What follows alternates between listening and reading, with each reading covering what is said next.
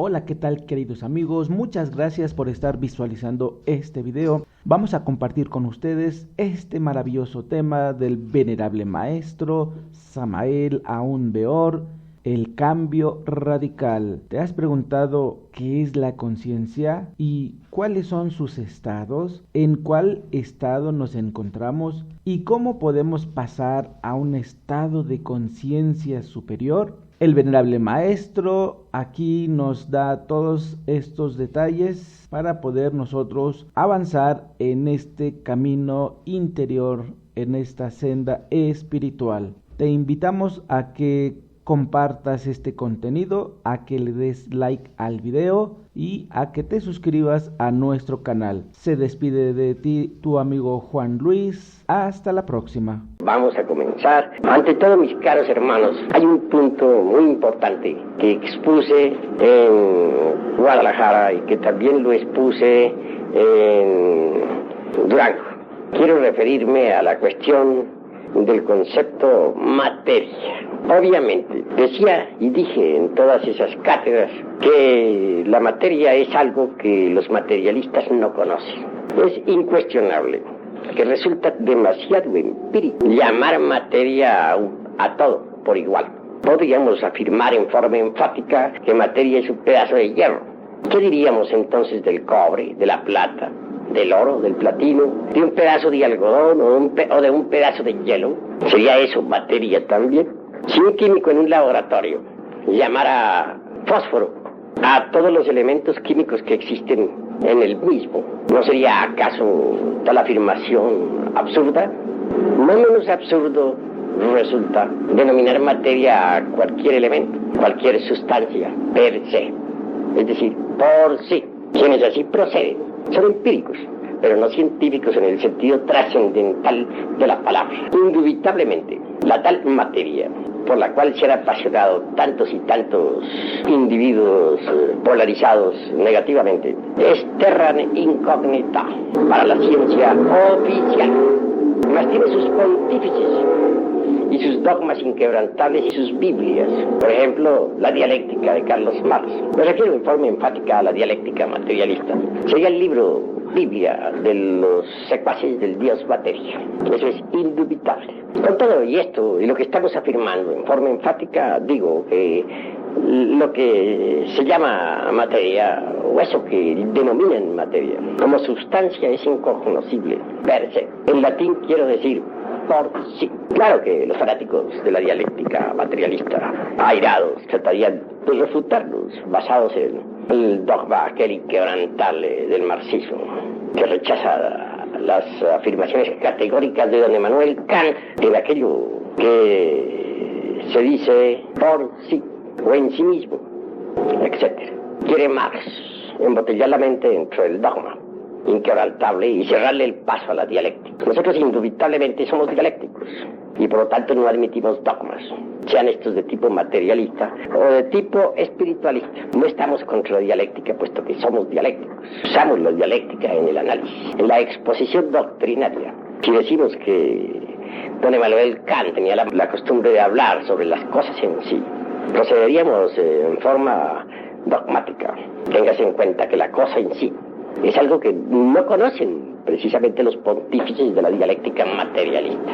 Andando pues por este camino de las disquisiciones filosóficas, entramos en terrenos verdaderamente sorprendentes, los llamados secuaces del materialismo dialéctico.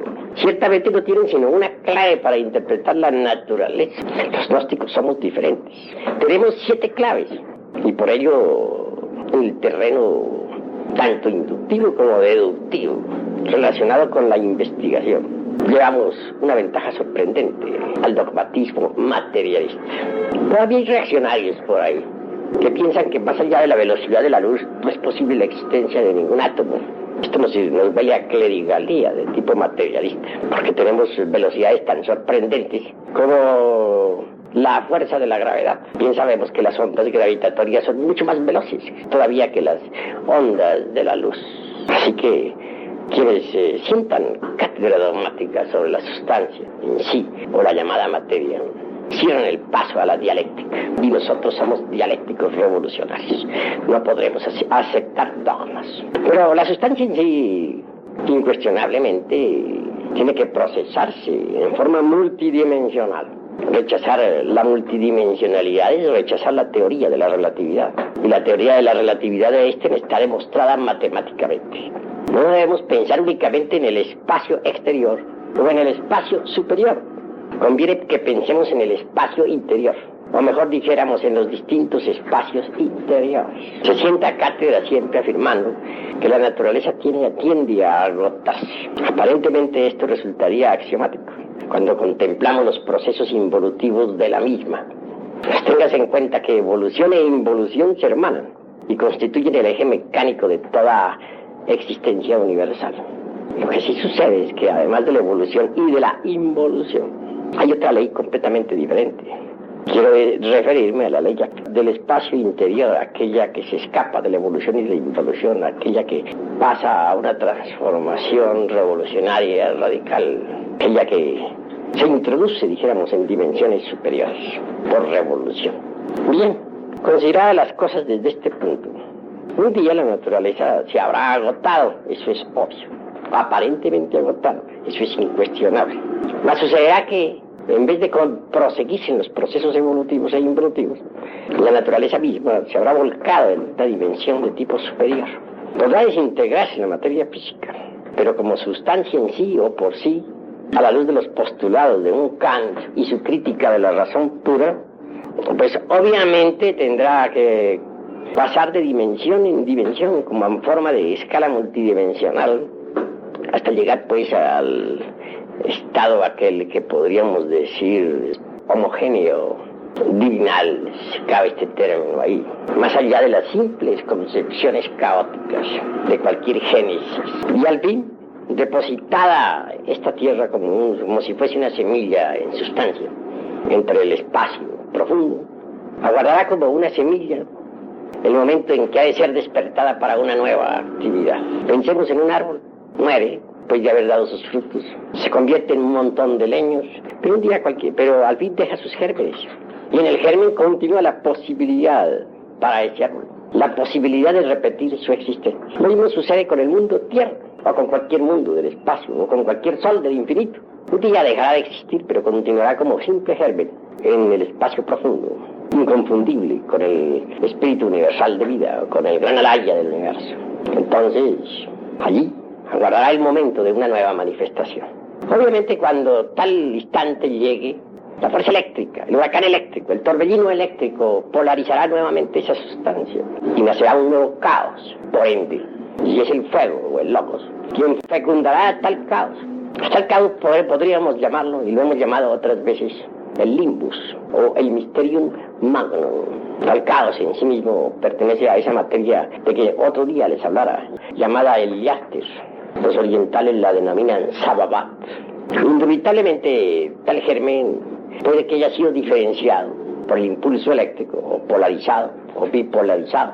Viene a ser, o vendrá a ser, fecundado por el fuego. Y entonces, de ese caos nacerá una nueva vida. Surgirá el anima mundis, en forma nueva. Descenderá de dimensión en dimensión a través de sucesivas cristalizaciones hasta aparecer como un mundo nuevo. Cuando eso sea, nuestra actual Tierra no será más que una corteza geológica, un cadáver, una nueva luna que girará alrededor de ese mundo nuevo del futuro. Bien, hago esta exposición para decirles lo siguiente. No hay duda de que ese mundo sustancial, homogéneo, puro, se va polarizando conforme va cristalizando. Y al fin definitivamente aparece físicamente bipolarizado. Como parte positiva lo llamaremos espíritu. Como parte negativa podríamos llamarlo materia, aunque la gente no sepa qué cosa es eso. De los que se identifican con el polo positivo de esa sustancia homogénea, ya en plena bipolarización, se denominan espiritualistas, forman corrientes religiosas, escuelas, sectas de tipo místico. Y los que se identifican con el polo negativo se denominan materialistas. Los primeros adoran a un dios espíritu de tipo antropomórfico, Los segundos adoran a un dios materia. La religión de los primeros les liga, pues, o intentan ligarse a lo divinal por medio de sus creencias. La religión de los segundos cree que es posible ligarse al dios materia a través de sus sectas o también creencias. Tan religiosos son los unos como los otros. Son dos corrientes opuestas que mutuamente se destruyen. Nosotros necesitamos seguir la tercera fuerza. La positiva es útil, cumple su labor, la negativa es útil, pero nosotros necesitamos de una tercera fuerza, la fuerza neutralizante. Esta resuelve la lucha de los opuestos brincando hacia la síntesis. La tercera fuerza es neutralizante, la tercera fuerza es interior, profunda, nos lleva hacia el ser.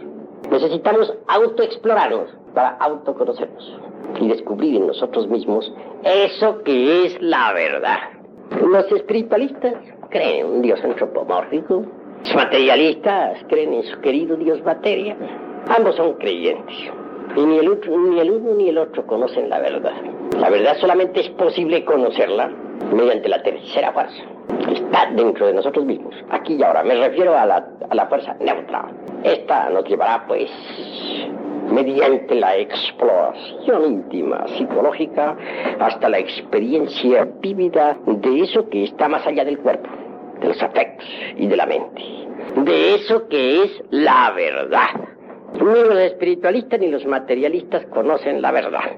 Gnosis es una palabra que significa conocimiento, sabiduría. Es la sabiduría, la sopía, la que nosotros necesitamos. Y no la encontraremos fuera de sí mismos, sino dentro de sí mismos. Necesitamos apartarnos de las corrientes de la extrema derecha y extrema izquierda y marchar por la revolución del centro, profundamente hacia adentro, para experimentar lo real. Necesitamos autoconocernos. Solo así es posible llegar a la experiencia verdadera de eso que está más allá del tiempo.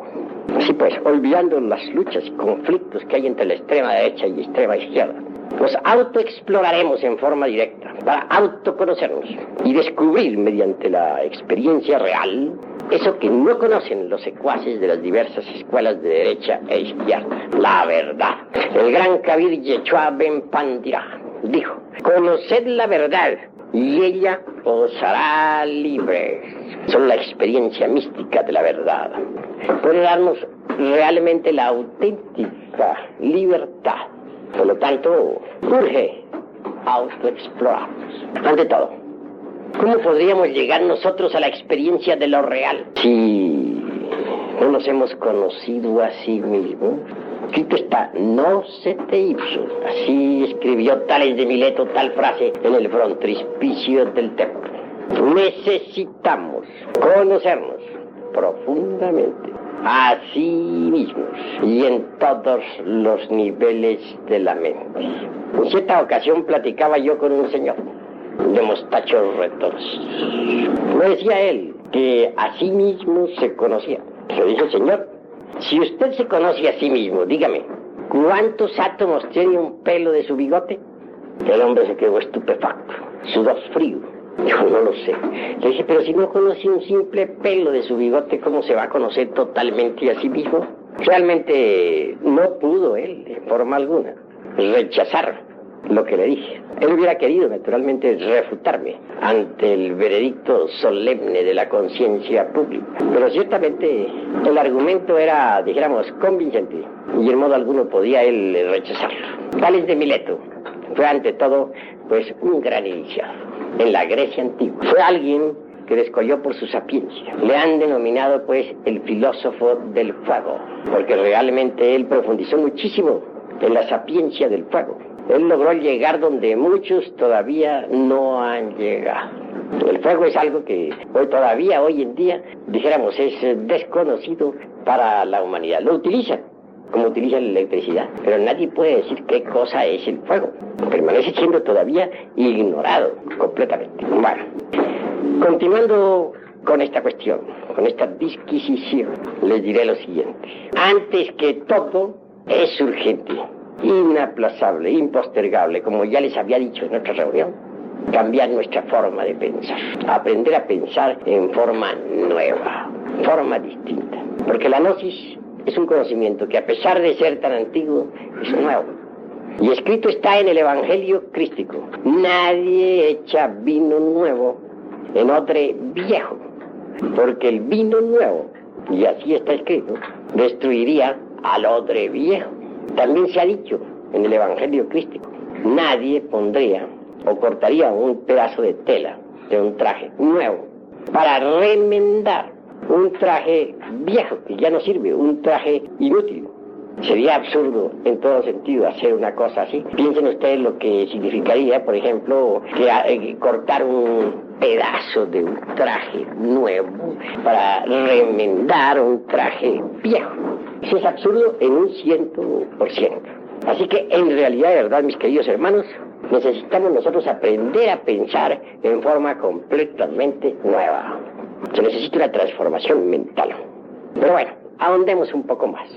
Existen 4 clases de conciencia, o 4 estados de conciencia que conviene que ustedes lo entiendan profundamente. El primero es el de la persona que está profundamente dormida en su cama. En estas circunstancias el ego ambula, anda fuera del cuerpo físico, pero completamente inconsciente, en estado de coma.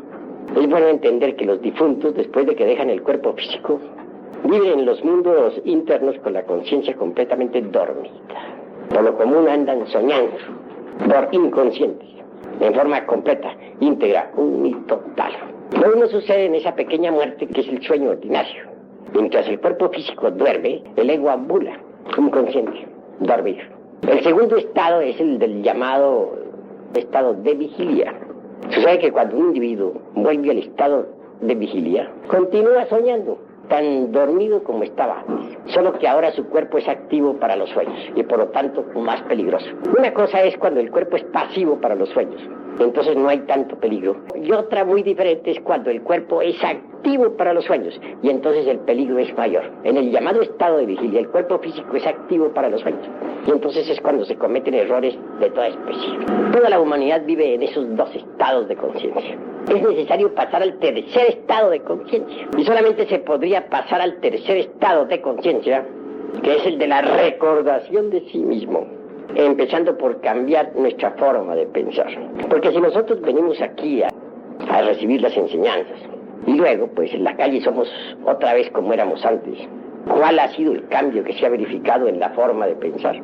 ¿De qué sirve recibir las enseñanzas aquí en esta cátedra si en la casa, en la calle, en el trabajo continuamos como siempre con nuestras emociones negativas, con nuestras reacciones ante los impactos del mundo exterior, con los mismos celos de siempre, con los mismos odios acostumbrados, etc.?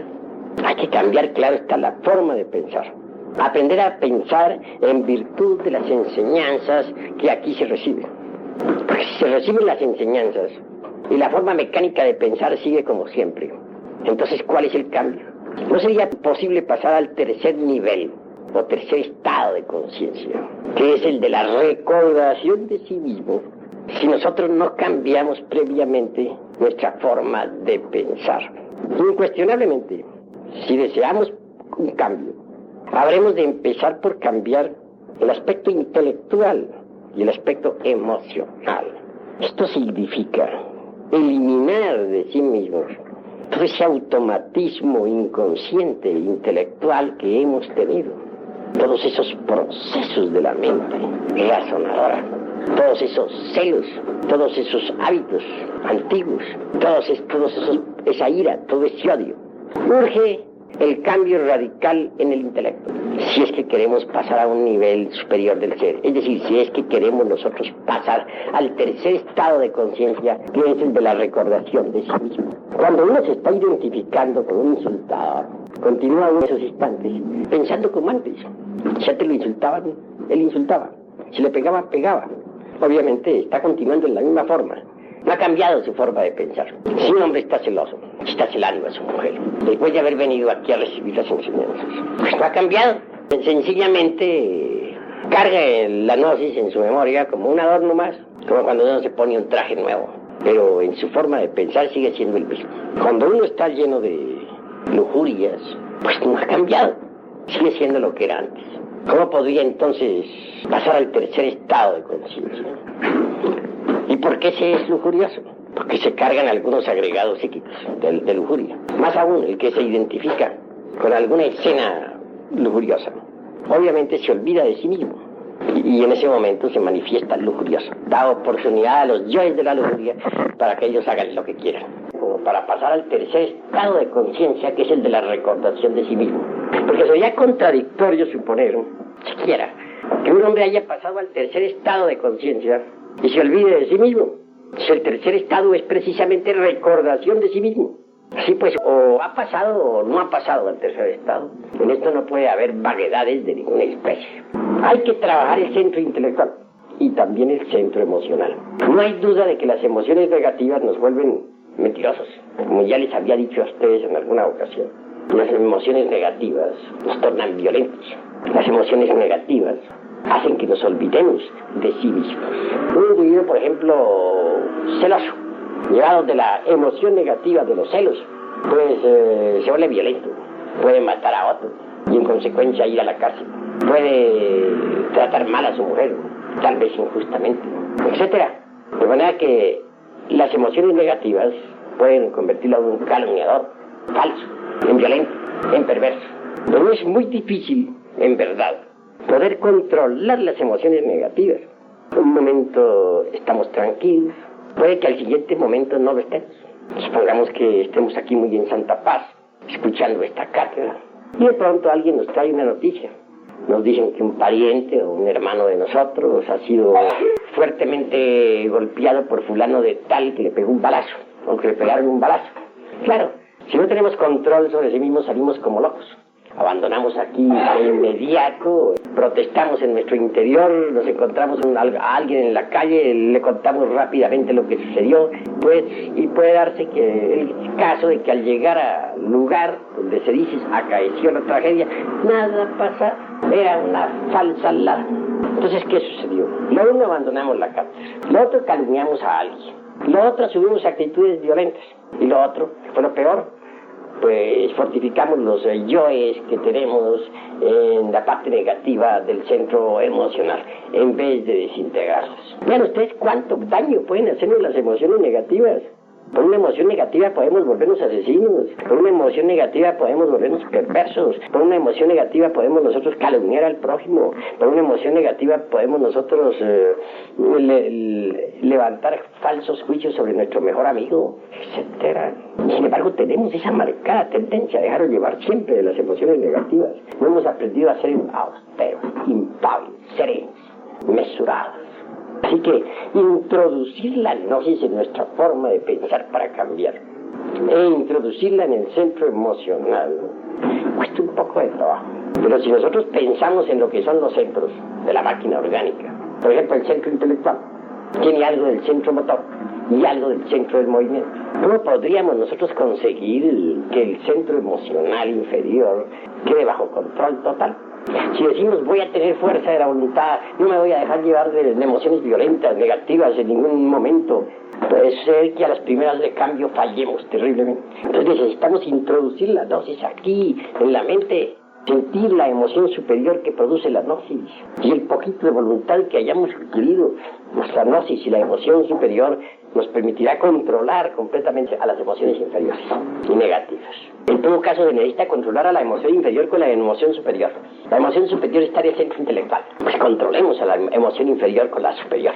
Metamos gnosis dentro del cerebro para que nuestra forma de pensar cambie y vivamos de acuerdo con los principios y las reglas del gnosticismo universal. Modifiquemos pues el proceso del pensar y habrá una especie de emoción intelectual en nuestra cabeza. Eso más un poquito de voluntad nos permitirá controlar a las emociones inferiores. Obviamente, la destrucción total de las emociones inferiores adviene con la aniquilación de aquellos elementos psíquicos indeseables que se relacionen precisamente con la parte emocional inferior. Pero entre tanto, y mientras tales elementos son eliminados, debemos controlar al centro emocional inferior en la parte emotiva del intelecto, un intelecto alumbrado por la mística gnóstica. Ese es el camino obvio a seguir. Solo por ese camino podría procesarse verdaderamente un cambio que es tan necesario. Se necesita precisamente ir cambiando poco a poco. Esto de ir cambiando poco a poco es posible si vamos introduciendo las reglas gnósticas, la sapiencia del gnosticismo universal en nuestro pensamiento, en nuestra mente. Como les digo, hay que modificar purificar completamente la mente. Necesitamos de una nueva mente para pensar. Porque con la mente vieja, con esa mente ya decrépita, con esa mente ya deteriorada, con esa mente acostumbrada a todo este tren de vida que normalmente llevamos, no sería posible provocar un cambio en nosotros mismos. Así que el centro de la mente y el centro emocional deben ser trabajados con las reglas gnósticas, con las enseñanzas que hemos dado, si es que de verdad queremos un cambio definitivo en nuestra forma de ser, de sentir. Necesitamos pensar en forma nueva, sentir en forma nueva, obrar en forma nueva. ¿Qué buscamos a través de todo esto? Obviamente que estamos buscando algo que es sumamente importante. Estamos buscando en verdad purificar la conciencia cósmica que está embotellada entre nosotros. Hay una gran conciencia, me refiero a la conciencia cósmica. Desgraciadamente la conciencia cósmica está enfrascada entre el ego. Purificar la conciencia solamente es posible aniquilando el ego. Si no se resuelva a pasar por la aniquilación budista, jamás podría lograr la purificación de la conciencia. Es obvio que con la aniquilación budista, el despertar de la conciencia se convierte en un hecho. Una conciencia despierta es una conciencia purificada mediante la aniquilación del ego. Eso es indubitable. En todo caso, el proceso didáctico, psicológico, dijéramos, de la liberación de la conciencia en nosotros, tiene naturalmente un nombre en el budismo oriental. Se le denomina Alaya Vijnana. Alaya Vijnana. Este Alaya Vijnana guarda alguna relación con el cuerpo de ley, que es el Dharmakaya. El Dharmakaya en sí mismo, como sustancia ser, es inmortal, divinal. El cuerpo ley del Dharmakaya nos da eso que podríamos denominar omnisciencia. Si por algo al cuerpo ley se le llama Dharmakaya, es porque es el resultado de tremendos trabajos hechos en nosotros mismos y dentro de nosotros mismos, aquí y ahora. El cuerpo de Dharmakaya pueda sumergirse entre el vacío iluminado, y más aún que pueda llegar a la talidad que está más allá del mismísimo vacío iluminado, es innegable. Quien posea el cuerpo de Dharmakaya ha llegado a la felicidad real, a la verdad última. No sería posible llegar a poseer tal cuerpo si no hemos trabajado la conciencia escondida en nosotros, a esa conciencia que se encuentra enfrascada entre el ego. Se hace necesario desenfrascarla, desembutirla, desembotellarla, liberarla mediante el trabajo sobre sí mismos. Y no es posible trabajar o provocar un cambio al trabajar sobre sí mismos si antes no hemos empezado por cambiar nuestra forma de pensar y de sentir. Un individuo que recibe la enseñanza y continúa embotellado en los antiguos procesos intelectuales y emocionales, no puede en modo alguno originar cambio alguno. Los cambios son necesarios para llegar al cambio supremo. Tengas entendido que los agregados psíquicos del ego se procesan en 7 niveles del ser. Incuestionablemente, el cuerpo de Dharmakaya solo es para los que han llegado a la parte más elevada del ser, aquellos que han desintegrado absolutamente todos los agregados psíquicos o todos los elementos inhumanos que existen en los 7 niveles del ser. Solo un individuo así puede tener el cuerpo del Dharmakaya. Hay que hacer una plena diferenciación entre lo que es en realidad de verdad el Alaya Vijnana y lo que es el Sunyata. El Alaya Vijnana nos mantiene dentro de los procesos meramente psicológicos, dentro del trabajo psicológico que tenemos que hacer en nosotros mismos y dentro de nosotros mismos aquí y ahora. Mientras alguien esté dentro de los procesos psicológicos de la Alaya Vijnana, podrá así, en ausencia del querido ego, entre comillas, porque el querido no tiene nada, experimentar eso que no es del tiempo, esto que está más allá del cuerpo, de los afectos y de la mente, eso que en el oriente denominan el vacío iluminador. Pero tal experiencia no significa, ya claro, que hayamos en realidad de verdad realizado en sí mismos al vacío iluminado. Sunyata es diferente. Cuando alguien poseyendo el cuerpo del Dharmakaya está a un paso más allá de la conciencia absolutamente despierta, se sumerge no solamente en el vacío iluminador, sino que logra entrar en la talidad.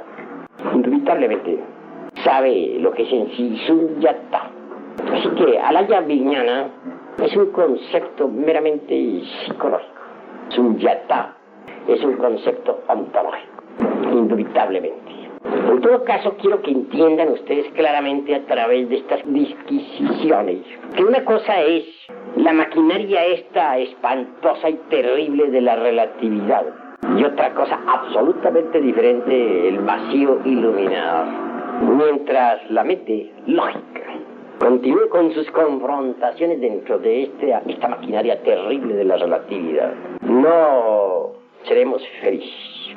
Pensemos en que una cosa es el concepto psicológico, como Alaya Vijnana, y otra cosa es el concepto ontológico de Sunyata. La conciencia embotellada en las confrontaciones lógicas de la teoría de la relatividad no podría encontrar dicha verdadera, porque no es en la lógica donde podremos encontrar la dicha, sino en Sunyata. Cuando uno distingue, pues, al concepto psicológico del concepto ontológico, podría pensar tal vez lo epistológico, o en la epistología, o en pensar epistológicamente. Llegar, pues, a desligarse, a zafarse de dentro del pensamiento lógico, para reposar, pues, en el vacío iluminador. Es el máximo anhelo que tenemos. Pero, claro, yo ya estoy definiendo metas, de que mientras nosotros estemos embotellados en las confrontaciones lógicas, no podremos de verdad saber qué cosa es el Sunyata, porque Alaya Vijnana no es Sunyata. En forma similar diría lo siguiente: les he enseñado a ustedes lo que es la meditación. Les he dicho que, por ejemplo, nosotros en vida podemos experimentar eso que no es del tiempo, en ausencia del ego. Hasta les he dado un mantra para que trabajen con él. Eso es obvio. Un día cualquiera podrían ustedes llegar a esa dicha. Porque si la conciencia está puesta en una cantina, allí estaremos nosotros. Si la conciencia está en la plaza del Zócalo de México, allí estaremos nosotros. Y si depositamos la conciencia entre el vacío iluminador, allí estaremos nosotros. Eso es obvio. Pero antes de llegar a la experiencia del vacío iluminador, aspiramos nosotros, naturalmente, y trabajamos. Eso es claro. Estamos, dijéramos, dentro del mundo de las confrontaciones lógicas. Pero una cosa es el vacío iluminador como concepto, y otra cosa es el vacío iluminador como experiencia. Ustedes pueden vaciar la mente de toda clase de pensamientos, por ejemplo, para hacer el vacío en la mente, el vacío total, el cero radical, absoluto. Si lo pueden, si lo quieren, pueden. Pero mientras existe en la mente durante la meditación la idea de que ustedes quieren el vacío iluminador, entonces el vacío continúa siendo para ustedes un concepto, y nada más que un concepto. Se están procesando estrictamente dentro de la Alaya Vijnana. El día que ustedes logren el vacío del vacío en su propia mente, que no es la nada como piensan muchos ignorantes ilustrados que nos critican, entonces en verdad habrán conseguido ciertamente y en forma directa la experiencia de eso que está más allá del cuerpo, de los afectos y de la mente. Pero mientras el vacío continúe en ustedes como un simple concepto al cual, o como un anhelo, o como una idea, o como algo a lo cual ustedes aspiran, no lo experimentarán. Pero cuando lleguen ustedes al vacío del vacío, en que ya ni siquiera, ni remotamente, dijéramos, se acuerdan de que están meditando, sino que en verdad se han hecho el vacío y se han olvidado de la idea del vacío, que es diferente. Entonces habrán experimentado el Sunyata. Bueno, ¿qué es lo que quiero con todas estas disquisiciones hoy en día, aquí ante ustedes? Que por ahora, como no es posible que ustedes puedan sumergirse entre el seno del vacío iluminador, por lo menos siquiera sepan en qué punto se encuentran. En realidad, de verdad, ustedes se encuentran, hablando epistemológicamente, en Alaya Vijnana, trabajando por lograr un día, mediante la aniquilación budista, la liberación final en Sunyata. Eso es todo. Esto requiere naturalmente mucha atención, porque queremos en verdad que todos logren un día tal aniquilación y que salgan de lo meramente conceptual para entrar en la experiencia de lo real. Total aniquilación absoluta es necesario. Salirnos un día de las confrontaciones meramente lógicas y experimentar ciertamente eso que no es del tiempo. Así Así como en vida, por ejemplo, necesitamos ahorrar energías para crear el segundo cuerpo psicológico, que es el astral, que así se denomina. Si gastamos nuestras energías, la creación del segundo cuerpo se hace algo más que imposible. Así también necesitamos, a través de la didáctica esta de la gran alaya universal, o de la alaya virginiana, ir aniquilando los agregados psíquicos. Como los vayamos aniquilando, las energías se van acumulando en nosotros. Y tales energías después nos permitirán ciertamente la creación del cuerpo del Dharmakaya. Aquellos que piensen en el cuerpo de Dharmakaya como ego sustancia marchan por el camino más equivocado que se haya conocido. No es posible llegar a crear el cuerpo del Dharmakaya cuando se tiene el ego vivo. Hay que ir aniquilando el ego para que la creación del Dharmakaya se haga posible, mediante el ahorro de energías, porque cada agregado psíquico implica gasto de energías. Quien logre llegar a crear el cuerpo del Dharmakaya, incuestionablemente habrá conocido la verdad, la habrá experimentado no fuera de sí mismo, ni en la derecha ni en la izquierda, sino en el centro, y profundamente, no en un espacio más superior o en un espacio inferior, sino en un espacio interior aún más hondo. Quien fabrique el cuerpo del Dharmakaya, mediante el trabajo interior de sí mismo, mediante la desintegración del ego, incuestionablemente llegará a experimentar la dicha del vivir, conseguirá la auténtica felicidad que no es del tiempo, porque el cuerpo del Dharmakaya es cuerpo ser y no ego ser, como pretenden muchos ignorantes ilustrados. Así, mis queridos amigos, me parece pues que en vez de inclinarnos nosotros ya hacia la corriente de la derecha, ya hacia la corriente de la izquierda, apelemos a la fuerza neutralizante, a la tercera fuerza, que está dentro de nosotros, porque esta nos permitirá llegar a la síntesis, a la liberación final, a la verdad última, que la creación del cuerpo del Dharmakaya en cada uno de nosotros. Van viendo ustedes con qué objeto insisto en la necesidad de cambiar la forma de pensar y de sentir.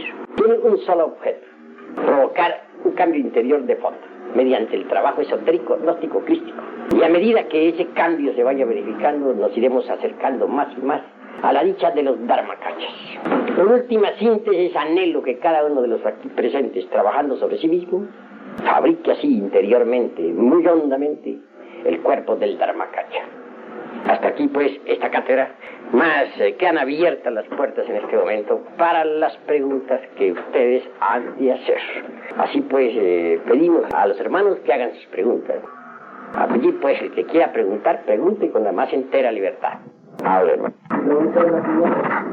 Cuando está en el estado sueño, como decía usted, y el ego vaga por el mundo o por el submundo, nosotros penetramos a nuestro propio país psicológico. Y naturalmente que las impresiones de ese país psicológico son las que nos inducen a actuar en el estado vigilia. O sea que estaríamos pues en las mismas circunstancias. Pues cada cual realmente vive en su país psicológico y cada cual está ubicado psicológicamente en algún lugar. Algunos estarán ubicados en un prostíbulo y otros en una iglesia. Cada cual psicológicamente tiene su lugar de ubicación. Así como en el mundo físico tenemos nosotros un lugar donde estamos ubicados, psicológicamente también podemos estar ubicados en tal o cual lugar de nuestro país psicológico. Eso es obvio. Que influyan las impresiones subconscientes sobre la vida humana, eso es cierto. Pero una cosa es el estado mal llamado de vigilia y otro es el estado en que el cuerpo se encuentra pasivo para los sueños. Cuando el cuerpo físico se encuentra pasivo para los sueños, las impresiones subjetivas que puedan llegar al cerebro a través del antakarana, que es el cordón de plata con 7 aspectos plenamente definidos, pues no son peligrosas porque el cuerpo está pasivo para los sueños. Se tornan esas impresiones peligrosas, y en eso estoy de acuerdo contigo, cuando el cuerpo está activo para los sueños. Porque entonces tales impresiones depositadas en el cerebro se vuelven activas físicamente. Y el sujeto pasivo puede cometer errores gravísimos. Eso es obvio. ¿Hay alguna otra pregunta? ¿Es equivalente, el Dharmakaya es equivalente al maestro de perfección? ¿Cómo? El término, o mejor, el proceso de Dharmakaya es equivalente al maestro de perfección. El término Dharmakaya incuestionablemente implica perfección del adepto o servidor del agrano. Pues no podríamos concebir un adepto de perfección sin el cuerpo de Dharmakaya, más quien posea tal cuerpo. Tiene que saber vivir en aquella línea geométrica que separa a la talidad de la maquinaria de la relatividad. Saber vivir en perfecto equilibrio entre la talidad y la maquinaria de la relatividad. Saco a colación este término talidad por lo siguiente. La maquinaria de la relatividad y el vacío iluminador resultarían opuestos. Mas hay una síntesis que los concilia a ambos, y es la talidad. La talidad está aún más allá del vacío iluminador. Es la gran realidad.